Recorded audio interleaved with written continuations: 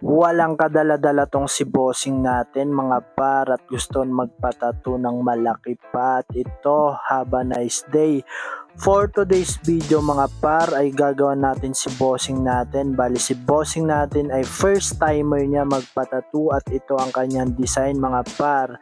Bali sinisimulan natin dyan sa pagsukat at paglinis ng kanyang braso mga par. At ang kanyang concept mga par ay tigre na may illusion ng mata at yan mga par, kita nyo naman kung gaano ka solid yan. At bago kami nag-start, isang waki muna dyan. At ito mga par, nagsisetup na tayo mga par, sinesetup natin yung mga gamit natin. Syempre, shoutout natin yung sponsored natin na Glide from Crazy Tattoo at yan yung setup natin ngayong day. At ito mga par, sinisimulan na natin at yan, natapos na agad natin yung mata. At ito mga par, kita nyo naman yung ating client dyan mga par, hindi man lang umiimik yan kahit first timer yan mga par.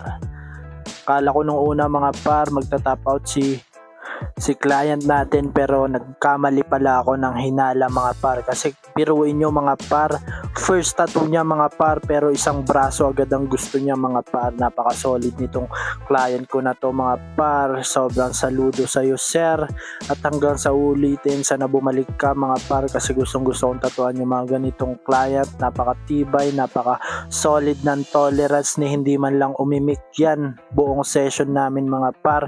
7 hours po namin yung ginawa mga par pero hindi man lang siya umimik sa aming buong session mga par, kaya talagang sobrang solid niya maging client dahil sobrang finokus natin gawin yung pyesa kasi hindi siya umiimik mga par. Bali ang ginamit po pala natin dyan ng mga needle mga par ay gumamit po tayo ng 7RL, 5RL at 3RL and gumamit pa tayo ng shader na 19RM para sa mga smooth shading and 25RM para sa mga maluluwang na shade natin. At gumamit din tayo ng 9M1 para sa mga sobrang details at hindi na kaya ng mga maluluwang na shader mga par. At ito mga par, malapit na natin matapos yung pyesa mga par. Kaya sa mga gusto magpatato ng mga ganitong pyesa mga par, message mo lang ako mga par at support nyo na rin ako sa mga pinagagawa ko mga video mga par. Bali araw-araw po tayo nag-upload ng mga vlog natin na mga ganitong gawa natin mga par.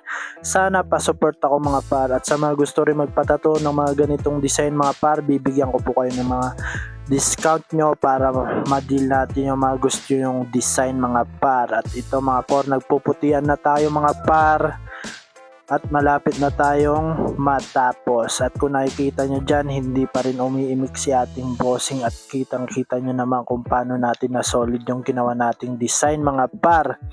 At yan mga par, konting highlights lang para medyo lumitaw lang yung unting design niya. At sobrang satisfied naman si bossing, kita nyo naman no, napakaangas talaga ni bossing, talagang hindi man lang talaga umiimik. Kaya sa mga gusto magpa-schedule dyan mga par, message mo lang ako mga par. At naghanap din ako ng mga model na pwede natin i-content ng ganito mga par. Ayan, sipatin nyo mga boss lahat ng details mga madam para makita nyo kung paano natin yan ginagawa at tinatrabaho ng 100%. At ito mga par, sobrang satisfied ni bossing at nagawa natin yung gusto niyang design mga par. Napaka solid talaga ni bossing natin. Sa mga gusto po magpa-schedule po pala dyan mga par, inaanyayahan ko po kayo na dumalo sa aking tattoo shop at pwede kayong mag-inquire sa akin anytime. Basta wag po tayo mag-walk-in basta-basta, mag-message lang muna kayo. Free consultation po tayo mga par, pwede natin pag-usapan sa ating shop para mas mabilis natin makuha yung gusto nyong design. At ito yung final outcome ng ating ginawa mga par. Sana nagustuhan nyo at ito yung ating FB page mga par at aking FB account, and sana pa-share and support. Maraming salamat po.